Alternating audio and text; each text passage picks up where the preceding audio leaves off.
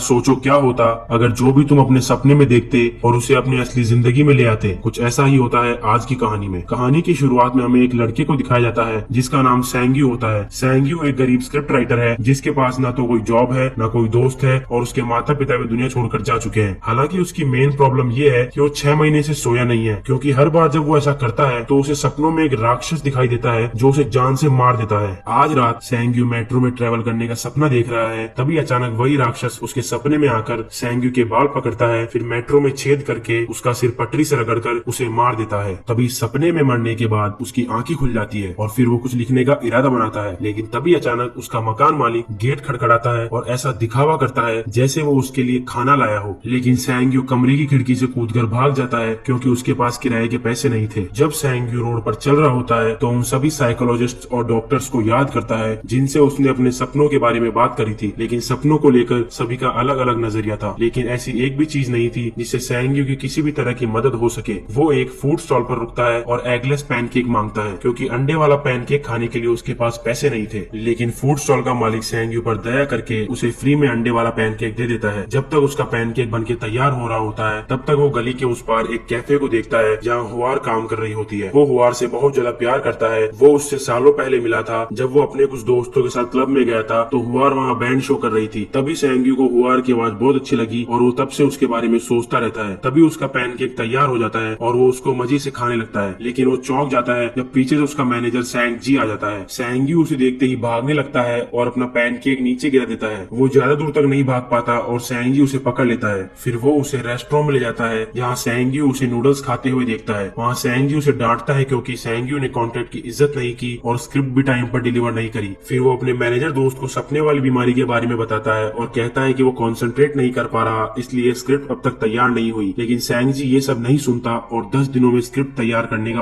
Order दे देता है। फिर सैंग्यू वापस अपने अपार्टमेंट में जाता है और देखता है कि उसका सामान गेट के बाहर पड़ा है और गेट भी लॉक्ड है। इसका मतलब उसके मकान मालिक ने उसे घर से बाहर फेंक दिया है। फिर वो रात बिताने के लिए एक कैफे में जाता है और लैपटॉप में स्क्रिप्ट लिखने की कोशिश करता है, लेकिन बहुत खतरनाक भूख के कारण कुछ नहीं लिख पाता और आखिर में सो जाता है। फिर अचानक उसके पीछे दोबारा वही राक्षस आ जाता है जो पहले उसके सपने में आया था। वो अपनी जंजीरों से सैंग्यू का गला दबाता है और उसका सिर टेबल पर मारता है। एक बार फिर अपने सपने में मरने के बाद वो सुबह उठता है तो उसे पता चलता है कि उसका लैपटॉप चोरी हो चुका है। उसे सपनों में और हकीकत में कोई डिफरेंस नहीं दिखता। फिर वो सैंग जी को मैसेज करता है और बताता है कि अब वो सुसाइड कर रहा है। सैंग्यू हुआर के कैफे की सामने वाली बिल्डिंग को चुनता है और उसके किनारे पर खड़ा हो जाता है। कूदने की पूरी तैयारी कर लेता है, लेकिन अचानक वहाँ फूड स्टॉल वाला आदमी आ जाता है और उसे बचा लेता है। वो उसे फ्री में खाने के लिए पैनकेक देता है और उसके साथ बैठ जाता है और सैंग्यू को बताता है कि अब जब भी तुम अपना सपना देखो तो तुम्हें आई एम ड्रीमिंग बोलना है, इससे तुम फौरन अपने सपने से बाहर आ जाओगे। सैंग्यू देर रात तक छत से हुआर को देखता रहता है। रात को अपना फोन बेच देता है ताकि उसे कुछ पैसे मिल जाए और वो उन पैसों से खाना खरीद सके। फिर सैंग्यू एक स्टोर में जाता है और वहाँ कुछ चीजें चुराने की कोशिश करता है, लेकिन अपना मन बदल लेता है जब उसे पता लगता है कि उसे देखा जा रहा है। फिर वो खाना खरीदता है और स्टोर के बाहर बैठकर खाता है। अचानक सैंग्यू चौंक जाता है जब हुआर वहाँ आ जाती है। उसे लगता है कि ये सच है, लेकिन तभी वो राक्षस में बदल जाती है और राक्षस सैंग्यू को कांच की तरफ धक्का देना शुरू कर देता है। वहीं दूसरी तरफ स्टोर मैनेजर को लगता है जैसे सैंग्यू को किसी तरह का पैनिक अटैक आया हो। राक्षस सैंग्यू को उठाकर अपनी तलवार से मारता है और उसे कांच की खिड़की से स्टोर के अंदर फेंक देता है। सैंग्यू फूड स्टॉल वाले आदमी की बात को याद करता है, तलवार को पकड़े रहता है और कहता है आई एम ड्रीमिंग। तभी वो सपने से बाहर आ जाता है और उसके हाथों में राक्षस की तलवार आ जाती है। सैंग्यू स्टोर मैनेजर की बुलाई हुई एम्बुलेंस के आने से पहले वहाँ से भाग जाता है। फिर तलवार को सुरक्षित अपने पास रख के रात एक पार्क में बिताता है। अगली सुबह फिर वो उस तलवार को बेचने एक एंटीक शॉप में जाता है। सारे दुकानदार उस तलवार को खरीदने के लिए बहुत उत्सुक हो जाते हैं। तभी उसे लगता है कि उसके हाथ बहुत कीमती चीज लगी है। फिर सारी दुकानों में जाने के बाद फाइनल में वो एक दुकानदार से बार्गेनिंग करके तलवार को 20,000 में बेच देता है। सैंग्यू बिना टाइम वेस्ट करे सारे पैसे खर्चना शुरू कर देता है। लैपटॉप खरीदता है, अच्छे रेस्टोरेंट में खाना खाता है और एक फैंसी होटल में रहता है। सैंग्यू शेविंग करके अपना लुक अपग्रेड करता है और चिकना बन जाता है। जैसे ही रात होती है वो नींद की कुछ गोलियां लेता है और सपना आने का इंतजार करता है। ये सपना भी उसे उसी होटल में आता है जहाँ वो रुकता है, इसलिए वो अपना कमरा छोड़कर कॉरिडोर में घूमने लगता है। फिर वो एक फ्लावर पॉट को उठाता है और कहता है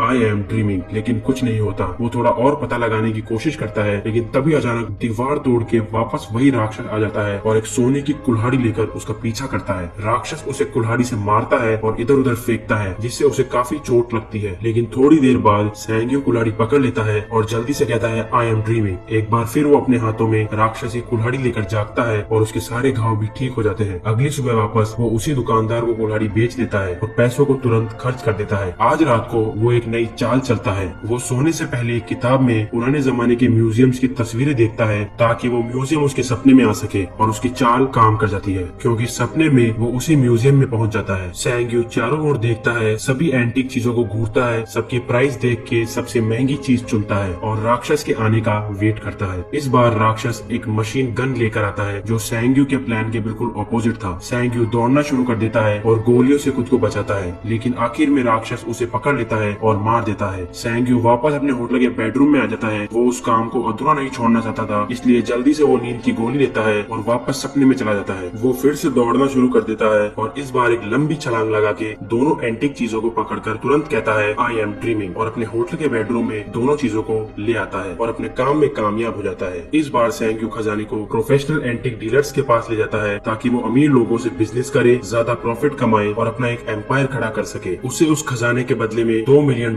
मिलते हैं। जब वो डीलर से मिलके बाहर आता है तो रास्ते में उसे सैंगजी मिल जाता है जो बहुत गुस्से में उसके पास आता है क्योंकि उसे लग रहा था कि सैंग्यू मर चुका है। सैंग्यू उसे एक फैंसी रेस्टोरेंट में खाने के लिए इनवाइट करता है और उसे उसके पैसे वापस देता है जो उसने स्क्रिप्ट लिखने के लिए दिए थे। अगले दिन सैंग्यू हुआर के कैफे में जाता है और कॉफी ऑर्डर करने के बाद उससे पूछता है कि क्या वो उसे पहचानती है, लेकिन हुआर पहचानने से मना कर देती है। उसी रात सैंग्यू सैंगजी के साथ डिनर में ड्रिंक कर लेता है। सैंगजी उसकी सफलता का राज जानना चाहता है, इसलिए सैंग्यू को उसके होटल के कमरे में ले जाता है और उसे बेड पर लेटाने के बाद वहाँ से जाने का नाटक करता है। वो वापस आता है और सैंग्यू के वॉलेट और चेकबुक को देखता है, लेकिन वो चौंक जाता है जब अचानक सैंग्यू अपने हाथों में गोल्ड की बहुत सारी चेनों के साथ नींद से जाग जाता है। सैंगजी उसका राज जान जाता है। अगले दिन सैंग्यू हुआर का कैफे खरीद लेता है और उससे यह डील करता है कि अगर प्रॉफिट हुआ तो दोनों पैसे इक्वली शेयर करेंगे और लॉस हुआ तो सारे मैं दूंगा। ये दिखाने के लिए कि हुआर सैंग्यू की कितनी आभारी है, वो उसे डिनर पर इनवाइट करती है जहाँ वो दोनों अपने शेयर्ड बिजनेस के बारे में बातें करते हैं। सैंग्यू वापस अपने होटल के रूम में आ जाता है जहाँ वो एडवेंचरस सपनों में चला जाता है और सैंगजी उसकी बॉडी को प्रोटेक्ट करता है। अपने सपनों में वो बैंक लूटता है जहाँ वो दिखाता है कि अब वो इन चीजों में एक्सपर्ट हो चुका है। उसका अब सपनों पर पूरा कंट्रोल है और वो अपने दिमाग से इन चीजों को अपने इशारों पर नचाता है। राक्षस भी अब उसका कुछ नहीं कर सकता क्योंकि वो उसे भी मुंह तोड़ जवाब देना सीख गया है। सैंग्यू अपने सपने से लाल रंग की लग्जरी गाड़ी भी लाता है। सैंग्यू गिफ्ट के तौर पर एक पैसों का बैग फूड स्टॉल वाले आदमी के पास भी रख देता है, इतनी बार फ्री में खाना देने के लिए। कैफे बंद होने के बाद सैंग्यू हुआर के साथ वॉक पर जाता है और थोड़ी सी बातचीत के बाद हुआर गैस कर लेती है कि सैंग्यू एक स्क्रिप्ट राइटर है। सैंग्यू पकड़ा न जाए इसलिए उसने एक स्क्रिप्ट लिखी और सैंगजी को पढ़ने के लिए दी। तब तक वो एक सपना देखता है और जैसे ही सैंग्यू नींद से उठता है, सैंगजी बहुत अच्छी स्क्रिप्ट होने के कारण उसे पढ़ के रो रहा होता है। वो दोनों स्क्रिप्ट को फिल्म कंपनी को बेचने का प्लान बनाते हैं और बेस्ट एक्टर्स को हायर करने के लिए कंपनी को पैसे भी देते हैं ताकि मूवी हिट रहे। कुछ दिनों बाद सैंग्यू अपने सपने में कुछ अजीब चीज नोटिस करता है। वो एक राक्षसी साधु को गर्दन नीचे करके सिंहासन पर बैठे हुए देखता है और जब वो उसके शरीर से उसका गोल्डन बेल्ट निकालने की कोशिश करता है तो सैंग्यू की अंगुलियां गायब होने लगती है और जलने लगती है, लेकिन वो हार नहीं मानता और अपना हाथ पीछे लेने के बाद दोबारा बेल्ट को निकालने की कोशिश करता है और इस बार कामयाब हो जाता है। एक रात सैंग्यू हुआर को उसी छत पर ले जाता है जहाँ वो सुसाइड करने की कोशिश करता है। उसे फायर क्रैकर शो दिखाता है जो उसने स्पेशली हुआर के लिए ऑर्गेनाइज किया था। जब सैंग्यू अपने रूम में वापस पहुंचता है तो सैंगजी आज रात का खजाना लूटने के लिए तैयार हो जाता है, लेकिन सैंग्यू उसे मना कर देता है और अकेला ही सो जाता है। फिर सपने में वो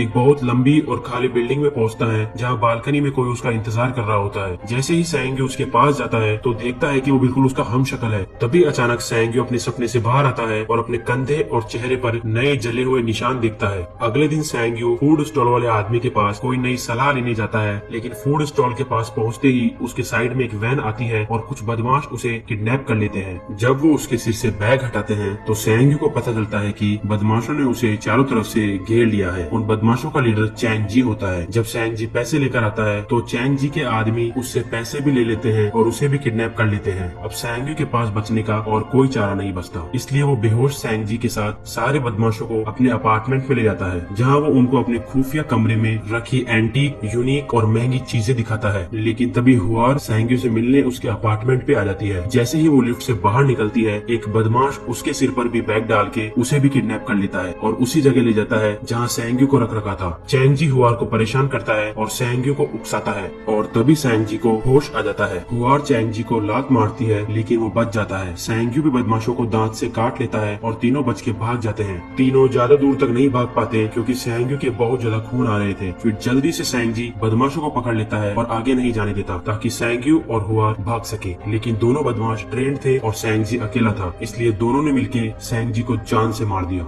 जैसे ही सैंगयू और हुआर सीढ़ियों से ऊपर पहुंचते हैं, एक बदमाश उन्हें पकड़ लेता है और वो दोनों के साथ मारपीट करता रहता है। थोड़ी देर बाद सैंगयू अचानक खुद को बहुत सारे खंडरों में पाता है, जहाँ वो काले पानी से ढका हुआ होता है, जो हिलने डुलने पर जल्द ही उसकी पूरी बॉडी से हट जाता है। चारों ओर देखने के बाद वो एक चमकते हुए गेट को छूता है, जिसमें दिखाया जाता है कि उस रात स्टोर के बाहर से उसे एम्बुलेंस में ले जाया गया था। जब ये खत्म हो जाता है तो वहाँ से बाहर निकलने के लिए वो आई एम ड्रीमिंग कहता है, लेकिन कुछ नहीं होता, बल्कि उसका ब्लड लॉस होने लग जाता है। अचानक उसका शरीर बदलना शुरू हो जाता है और सैंगयू दानव यानी राक्षस बन जाता है। फिर उसके हाथ में एक कुल्हाड़ी आ जाती है, जिससे वो दीवार को तोड़ने की कोशिश करता है। आखिर में जब दीवार टूट जाती है तो राक्षस सैंगयू के लिविंग रूम में आ जाता है और राक्षस सभी बदमाशों को मशीन गन से मार देता है। फिर राक्षस सैंगयू को मारने के लिए उसके पास जाता है और सैंगयू को मार देता है। फिर सभी एंटीक चीजें जो वो अपने सपनों से लाया था गायब होने लगती है, उसके अपार्टमेंट से भी और अमीर लोगों की कलेक्शन से भी। और जब वो जागता है तो खुद को वापस उसी स्टोर पर पाता है जहाँ हुआर राक्षस में बदल गई थी, और अब तक जो भी हुआ है वो सब कुछ एक बहुत लंबा सपना था। और तब से सैंगयू वहीं स्टोर के बाहर ही सो रहा है। हुआर ने सैंगयू को कॉन्सर्ट में देखा था, इसलिए वो उसे पहचान जाती है। उसे सैंगयू पर दया आ जाती है और वो उसे रियलिटी में खाना खिलाती है। जब सैंगयू नूडल्स खा रहा होता है तो हुआर उसे बताती है कि उसने सैंगयू की लिखी हुई स्टोरी एक मैगजीन में पढ़ी थी, उसे वो स्टोरी बहुत अच्छी लगी और स्टोरी बहुत अच्छी प्राइस में बिक सकती है। तब तक वो उसे अपने कैफे में काम करने की जॉब दे सकती है, जिससे वो टूट जाता है और रोना शुरू कर देता है। कई दिनों बाद अब अपने जीवन से सेटिस्फाइड सैंगयू खाना ऑर्डर करने के लिए फूड स्टॉल वाले आदमी के पास जाता है, तो वो उसे उसके पैसों का बैग वापस देता है और उसे अपने पेट पे एक निशान दिखाता है, क्योंकि उसके पास भी वही शक्तियाँ है जो सैंगयू के पास है। लेकिन उसने ये साधारण जीवन जीना ही सही समझा। जैसे ही सैंगयू उसकी कहानी सुनता है, उसके पीछे उसके आखिरी सपने का खंडर दिखाई देता है और ये पता चलता है कि गैंगस्टर्स को मारने वाला राक्षस उसका पीछा कर रहा है।